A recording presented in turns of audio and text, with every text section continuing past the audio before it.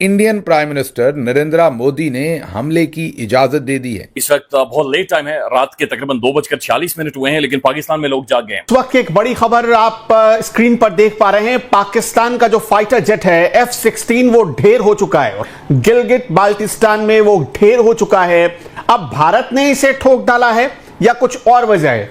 Pakistani media इस बात पर पर्दा डालने की कोशिश कर रही है और बार बार ये कह रहे हैं कि कुछ इंजन में खराबी आ गई थी जिसकी वजह से ये F-16 क्रैश कर गया। बताया जा रहा है कि इंडियन आर्म्ड फोर्सेस के द्वारा दोस्तों एक ओपन डेयर, एक ओपन चैलेंज दे दिया गया है पाकिस्तान को कि अगर आपसे अपना लाहौर बचता है तो उसको बचा लीजिए। आप लोग यहाँ पे देख सकते हैं, ये दोस्तों ओपन वार्निंग दे दी गई है जस्ट बॉर्डर पार लाहौर शहर के लिए। एंड पाकिस्तान इस पूरी वार्निंग को लेकर इतना ज्यादा डरा हुआ है। तमाम इख्तियार उन्होंने फोर्सेस चीफ को सौंप दिया है।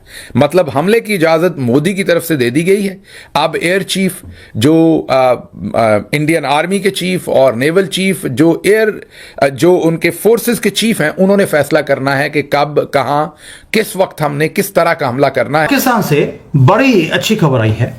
उनकी आर्मी को मालूम है उन्हें ठोका जाएगा और ठोका भी ऐसा जाएगा कि उन्होंने 10,000 से ज्यादा तो कॉफिन मंगवा लिए हैं और 30,000 तो ज्यादा उन्होंने गनी बैग, यानी कि वही सूअरों को जहां पे दफनाया जाता है, बैग में डालकर, क्योंकि औकात तो है नहीं, तो वो इन्होंने ऑर्डर कर दिया। यानी कि उन्होंने खुद क्लेम कर लिया है कि इनके 40-50 हजार जो नापाक फौज के लोग हैं वो मारे जाने की आशंका है इनको।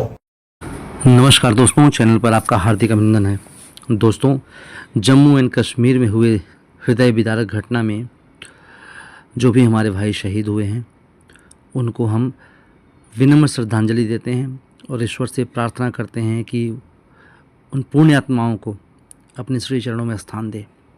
दोस्तों, जो भी ये जघन्य अपराध किए हैं, जो इंसान के रूप में जो भेड़िए हैं और उन्होंने जो ये अपराध को अंजाम दिया है, उनकी भी ज़िंदगी ज़्यादा इनकी बची नहीं है दोस्तों, क्योंकि इंडियन आर्मी उनको दुनिया के किसी भी कोने में छुपे हो चाहे क्यों ना हो, वहाँ से खींच कर मारेगी उनको, वहाँ से ढूंढ कर मारेगी उनको दोस्तों।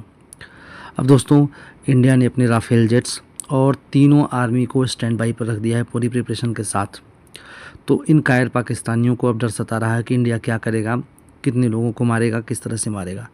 तो दोस्तों, आइए देखते हैं पाकिस्तानी कायर कह क्या रहे हैं।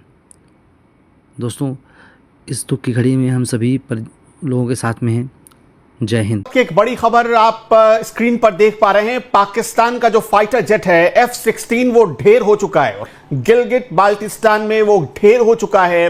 अब भारत ने इसे ठोक डाला है या कुछ और वजह है? जो इस वक्त पाकिस्तान में पाकिस्तानी मीडिया जो ढकने की कोशिश कर रही है, हम उस पर आपको कुछ बड़ी चौंकाने वाली बात बताने जा रहे हैं। पाकिस्तानी मीडिया इस बात पर पर्दा डालने की कोशिश कर रही है और बार बार ये कह रहे हैं कि कुछ इंजन में खराबी आ गई थी जिसकी वजह से ये F-16 क्रैश कर गया। ये दावा पाकिस्तानी मीडिया का है, लेकिन कुछ लोग ये दावा कर रहे हैं कि इसे ठोक डाला है क्योंकि जहां पर ये POK में एक्सरसाइज कर रहा था और वहां पर आपको ये पता है कि भारत की जो अपनी एयरफोर्स है उसके भी फाइटर प्लेन मंडरा रहे हैं, क्योंकि अब सीमा की सुरक्षा तो हर कोई करेगा। और क्या कहीं ऐसा तो नहीं कि भारत के प्लेन ने इसका काम तमाम कर दिया? पंकज जी इस पर ज्यादा जानकारी देंगे। पंकज जी, आपके पास क्या जानकारी है? ये प्लेन क्रैश हुआ है या क्रैश करवा दिया गया है?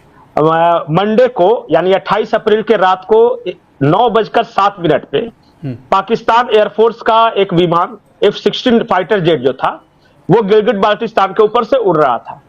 अचानक उसके पीछे से धुआं दिखा है और वो लड़खड़ाते हुए गिर गया है।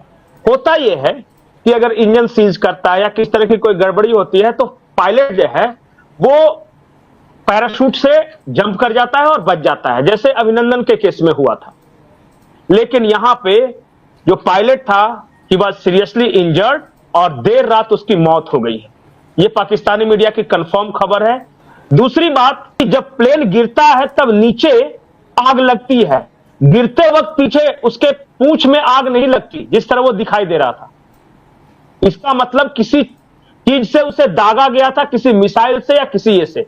अब किसने दागा, क्या दागा, ये तो पाकिस्तानी एयरफोर्स के प्रवक्ता बताएंगे। रिसेंटली कंक्लूड हुई हाई लेवल सिक्योरिटी मीटिंग में आप सभी ने आई एम श्योर न्यूज़ देख ली होगी। हमारे पीएम मोदी ने हमारी आर्म्ड फोर्सेस को एक फ्री हैंड दे दिया है, कहते हुए कि जैसे आपको अटैक करना है कर सकते हैं, जब आपको अटैक करना है कर सकते हैं, जिसको आपको अटैक करना है आप लोग कर सकते हैं। हमारी तरफ से आपको खुली छूट दी हुई है। और दोस्तों, जैसे ही ये मीटिंग यहाँ पे कंक्लूड हुई उसके बाद अब जो रिपोर्ट्स सामने आ रही हैं, बताया जा रहा है कि इंडियन आर्म्ड फोर्सेस के द्वारा दोस्तों एक ओपन डेयर, एक ओपन चैलेंज दे दिया गया है पाकिस्तान को कि अगर आपसे अपना लाहौर बचता है तो उसको बचा लीजिए। आप लोग यहाँ पे देख सकते हैं, ये दोस्तों ओपन वार्निंग दे दी गई है जस्ट बॉर्डर पार लाहौर शहर के लिए। एंड पाकिस्तान इस पूरी वार्निंग को लेकर